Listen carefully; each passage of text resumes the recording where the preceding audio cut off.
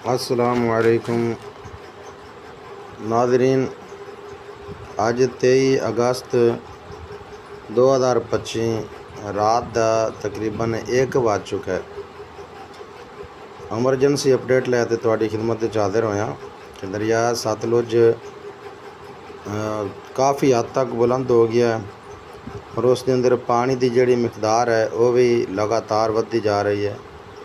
उसका लेवल लगातार मुसलसल जिहड़ा है वो उचाई की तरफ जा रही है और हालात जिहड़े वो बड़े नाजुक ने।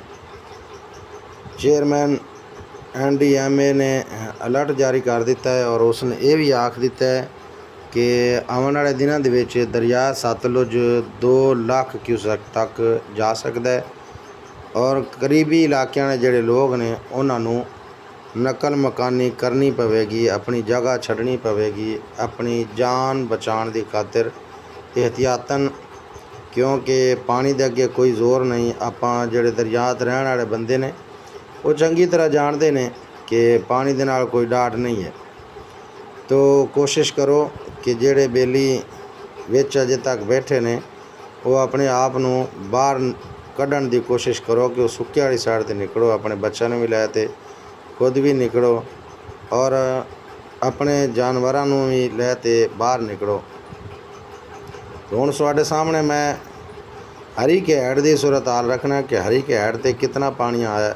पिछों आमद है वो है 1,51,955 क्यूसेक पानी। हरी के हैड ते जिहड़ा हैड दे पिछली साइड ते पानी दी पहुँच है, जिहड़ा पहुँचा खड़ा है वो 1,51,955 क्यूसेक पानी है, जबकि हरी के हैड ते 688 फुट तक पानी उन्हां दे कोल खड़ा है।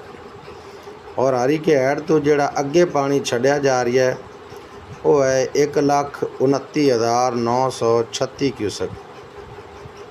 तो दोस्तों 1,29,906 लगातार बढ़ता जा रही है। इसका लेवल लगातार उठता जा रहा है कि इस दिन अंदर कमी आने के बजाय बिल्कुल अपने जगह ते टिक भी नहीं रहा और लगातार बढ़ता जा रहा है।